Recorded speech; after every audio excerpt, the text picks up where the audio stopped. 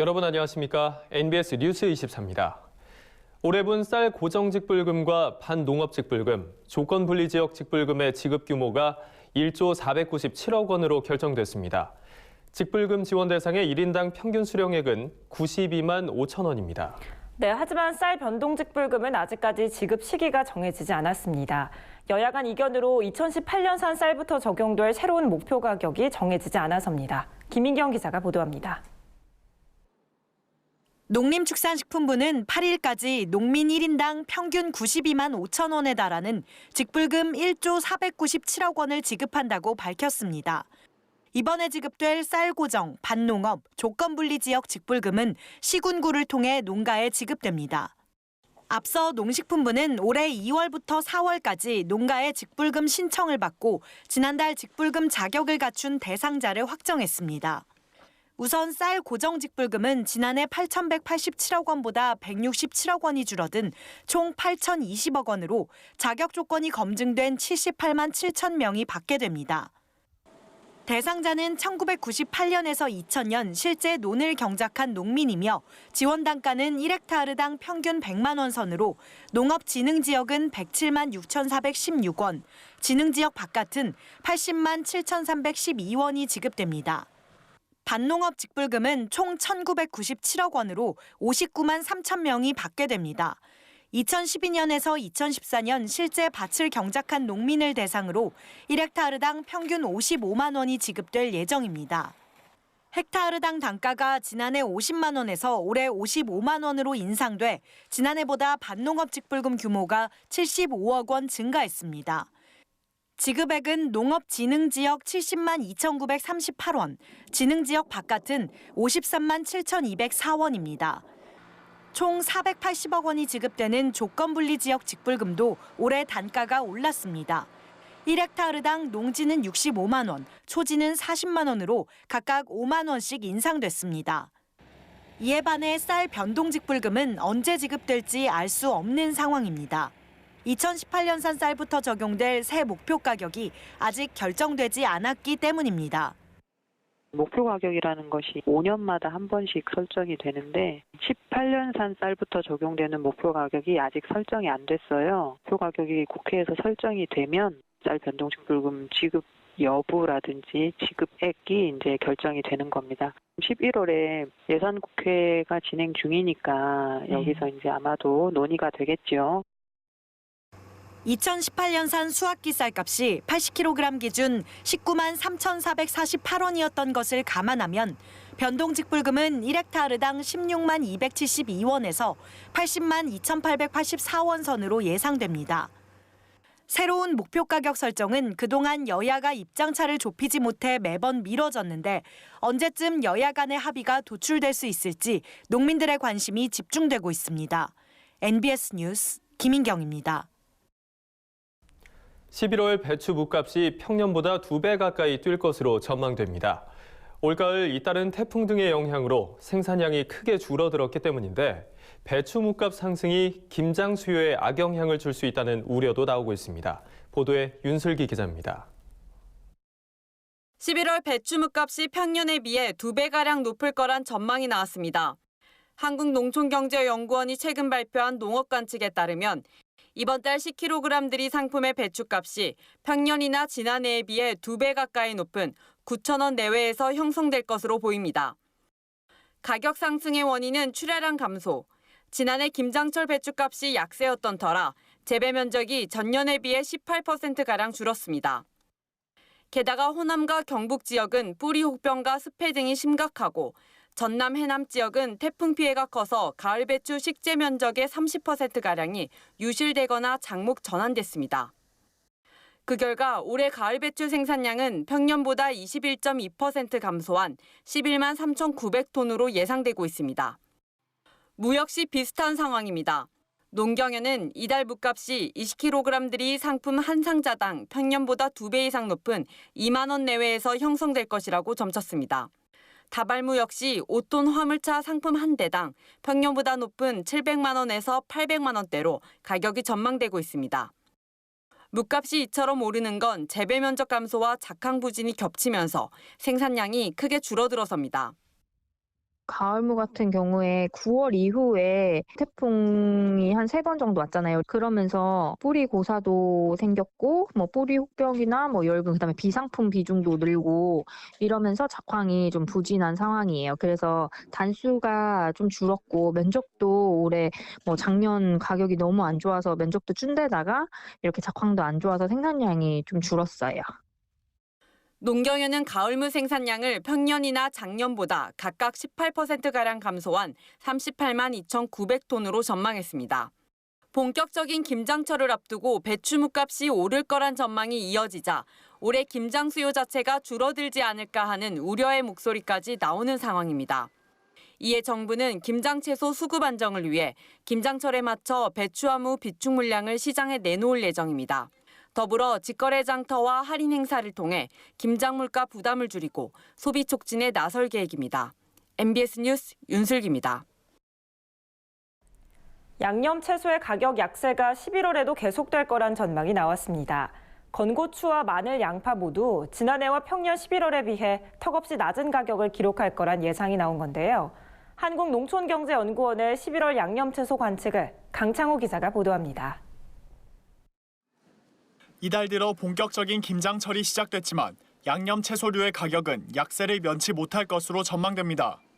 한국농촌경제연구원은 11월 건고추 값이 지난해와 평년에 비해 낮을 것으로 예상했습니다. 농경연이 발표한 11월 농업 관측에 따르면 이달 화건 상품 600g의 평균 도매값은 8,400원 내외로 전망됩니다.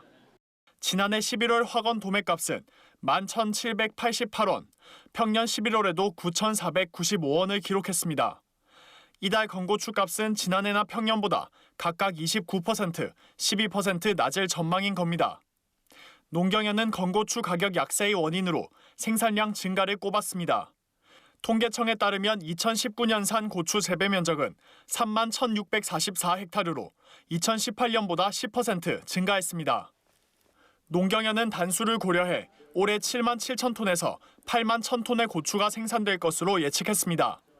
이는 지난해보다 8에서 13%가량 많은 수준입니다. 마늘도 가격 약세가 이어질 것으로 전망됩니다. 농경연은 깐마늘 도매 가격이 저장 가공 비용 상승과 김장철 수요로 4,000원 초반대를 형성할 것으로 전망했습니다. 지난달보단 가격이 소폭 올랐지만 지난해와 평년에 비하면 낮은 수준입니다. 지난해 11월 깐마늘 상품 1kg의 도매값은 5,981원, 평년 11월에도 6,473원을 기록했습니다. 지난해와 평년보다 각각 34%, 38% 하락할 것으로 예상되는 겁니다. 농경연은 배추와 묻은 김장 채소의 가격이 높고 김장을 하려는 사람들이 점점 줄어드는 추세가 마늘 가격에 악영향을 준다고 분석했습니다. 또 저장업체의 출고량이 많은 점도 가격 약세의 원인이라고 설명했습니다. 저장 가공업체를 대상으로 표본 조사한 결과 10월 말 기준 마늘 출고량은 22,667톤으로 지난해에 비해 33%, 평년에 비해 13%나 늘었습니다. 4,000원을 조금 넘어서는 수준으로 예상을 하고 있습니다. 김장의 주요 채소들이 가격대가 지금 금년에 크게 높고 김장 의향도 많이 위축돼 있는 상황이다 보니까 그 김장이 가격 상승을 이끌어줄 수 있을지 금년도에는 조금 이렇게 판단하기 어려운 상황입니다. 양파값도 계속되는 약세를 면치 못할 것으로 전망됩니다. 농경연은 이달 양파값을 상품 1kg당 평균 500원에서 550원으로 전망했습니다. 지난달보다는 소폭 오를 것으로 보이지만 지난해 707원과 평년 969원에 비해서는 각각 29%, 49% 낮은 수준입니다. 농경연은 작황 호조로 인한 2019년산 양파 재고 증가로 출고량이 전년과 평년 대비 늘어난 점을 양파값 약세의 원인으로 지목했습니다. 금년도 양파 저장량이 전년과 평년에 비해서도 굉장히 많고요. 또 금년도 양파의 이제 부패가 전년이나 평년에 비해서 좀 빠르게 진행이 되고 있고 또 품질도 좀 낮아서 전년과 평년에 비해서 가격이 좀 약세를 보이고 있습니다. 양념 채소값 약세가 지속되는 가운데 소비자들의 김장 의향도 예전 같지 않아 농가들의 시름은 더욱 깊어지고 있습니다. MBS 뉴스 강창호입니다. 아프리카 돼지열병 ASF의 확산을 막기 위한 정부의 예방적 살처분 명령이 부당하지 않다는 법원의 판단이 나왔습니다. 법원이 연천 지역 양돈 농가들이 제기한 예방적 살처분 명령 집행정지 소송을 기각한 겁니다. 이현경 기자가 보도합니다. 법원이 경기 연천 농가들이 신청한 예방적 살처분 명령 집행정지를 받아들이지 않았습니다. 연천 지역 농가 8곳이 지난달 21일 신청한 예방적 살처분 명령 집행정지 소송을 기각한 겁니다. 법원은 신청인들이 예방적 살처분으로 인해 입게 될 손해는 특별한 사정이 없는 한 금전으로 보상이 가능할 것으로 보이지만 예방적 살처분 집행정지로 인해 공공복리에 중대한 영향을 미칠 우려가 있다고 판결 이유를 밝혔습니다. 앞서 농림축산식품부는 지난달 11일 아프리카 돼지열병 ASF 방역과 관련해 특단의 조치라며 연천 지역 전체 양돈 농가를 대상으로 예방적 살처분 명령을 내린 바 있습니다. 이 명령에 반발한 연천 양돈 농가 8곳은 지난달 14일 예방적 살처분 명령 취소 소송을 제기했고 뒤이어 그달 21일 해당 소송의 판결 선고까지 예방적 살처분 집행을 정지해달라며 신청했다가 이번에 기각 판결을 받은 겁니다. 이에 따라 연천 지역 전체 양돈 농가를 대상으로 한 돼지 수매 도태가 기존 계획대로 진행될 예정입니다. 법원이 집행정지 신청을 기각함에 따라 해당 농가들은 법원의 판단을 일단 수용하겠다는 뜻을 밝혔습니다. 해당 판결에 대해 항고할 수 있고 원안 소송도 계속 진행할 수 있지만 행정대집행이 이루어져 살처분이 진행되면 소송을 끌어갈 의미가 없다는 판단에서입니다. 법원이 판결문에서 농가들이 입게 될 손해는 특별한 사정이 없는 한 금전으로 보상이 가능할 것이라고 밝힌 만큼 농가들은 적절한 보상책을 요구하는 데 집중하겠다는 입장입니다. 하지만 현 제도상으론 입식 지연 문제 등 충분한 보상이 이루어지긴 어려운 상황입니다. 농가들은 6개월간 최대 1,800만 원이 지급되는 생활 안정자금만으론 대출 이자 비용을 내고 시설 보수를 하기에도 벅차다며 살처분 후 정상 입식까지 기약이 없는 데다 입식을 해도 최소 1년 후에나 수익이 발생하기 때문에 농가 입장에선 입식 지연에 따른 보상이 필요하다고 목소리를 높였습니다. 한편 생산자 단체인 대한한돈협회는 아프리카 돼지열병 발생 피해 지역의 대책위원회를 구성해 부족한 농가 보상에 대응하고 있습니다. 저희들이 지금 이제 그 피해 지역의 정상 입식 지연에 따른 이제 농가 소득 보상과 또 차후에 계속 사업을 영위하지 못할 경우 폐업 보상 이 부분을 먼저 이제 주장을 하고 정책 자금, 일반 대출금, 캐피탈 등이 자금 대안이 될 수 있도록 정부의 건의안 등 피해 농가에 대한 복사행이 적절히 이어질 수 있도록 저희들은 지속적으로 노력하는 중입니다. 아프리카 돼지열병 사태가 장기화되면서 양돈 농가들의 한숨이 깊어지고 있습니다. NBS 뉴스 이영경입니다. 다음은 지역 뉴스입니다. 전라북도가 2020년도 소규모 6차 산업화 지원 사업 대상자를 오는 15일까지 공개 모집합니다. 지원 대상은 최근 3년간 평균 연매출이 10억 원 이내인 농촌 융복합 산업 인증 경영체로 희망하는 경영체는 신청서와 관련 증빙 서류 등을 갖춰 해당 시군 농업부서에 제출하면 됩니다. 선정된 경영체에는 개소당 2억 원의 사업비가 지원되며 사업비는 보조 70%, 자부담 30%입니다. 도는 관련 전문가를 통해 서류 심사와 현장 실사를 거쳐 사업 계획서가 우수한 대상자를 선정할 계획입니다. 경상북도가 경북 사과의 우수성을 알리고자 5일부터 7일까지 서울광장에서 2019 경북 사과 페스티벌을 개최합니다.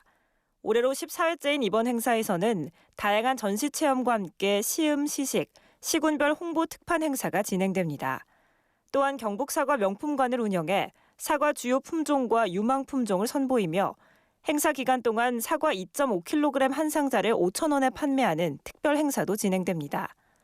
도 관계자는 이번 경북 사과 홍보 행사가 농민들과 소비자들이 풍성한 수확의 기쁨을 함께 나누는 자리가 되길 바란다고 말했습니다.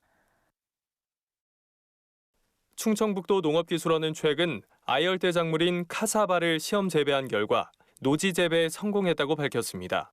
카사바는 UN 식량농업기구에서 선정한 세계 8대 농작물로 25개국에서 8억 명이 식량으로 활용하고 있는 식량자원입니다. 덩이 뿌리를 감자처럼 찌거나 튀겨 먹을 수 있고 타피오카로 불리는 전분은 버블티 음료에 들어가는 주 재료로 사용됩니다. 도동기원은 지난 5월 중순에 카사바를 노지에서 재배해 10월 말에 주당 5kg 이상의 뿌리를 수확했습니다. 도동기원은 앞으로 카사바를 활용한 식품 소재화 연구를 통해 가공품 개발 연구에도 박차를 가할 계획입니다.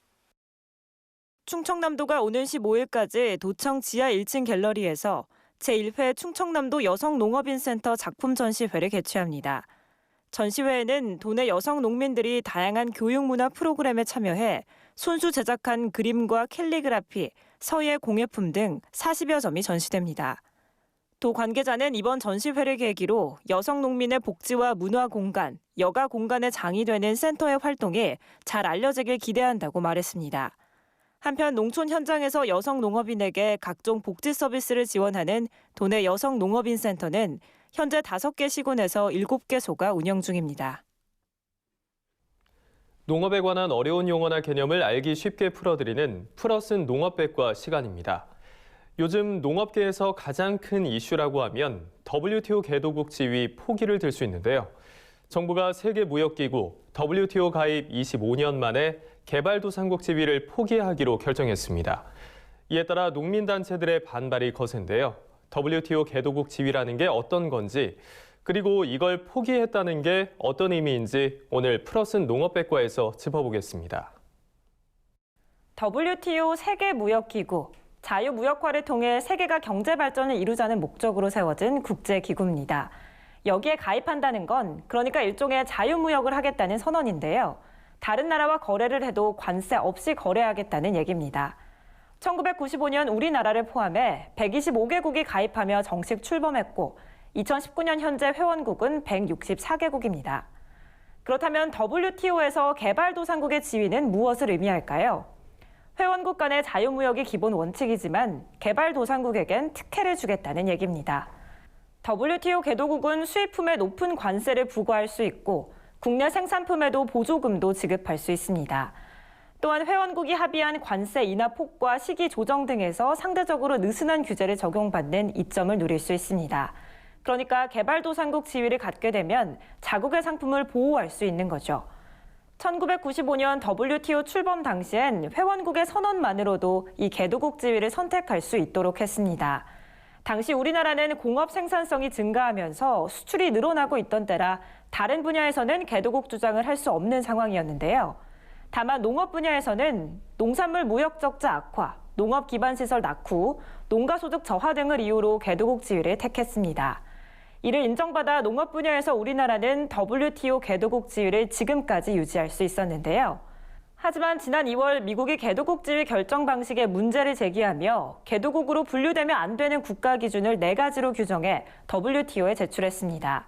먼저 경제협력개발기구 OECD 회원국, G20국가, 그리고 2017년 기준 1인당 국민 총소득이 12,056달러 이상으로 세계은행 분류상 고소득 국가, 마지막으로 세계무역에서 차지하는 비중이 0.5% 이상인 국가로 이 중 하나라도 해당되면 개도국이 될 수 없다는 얘기입니다.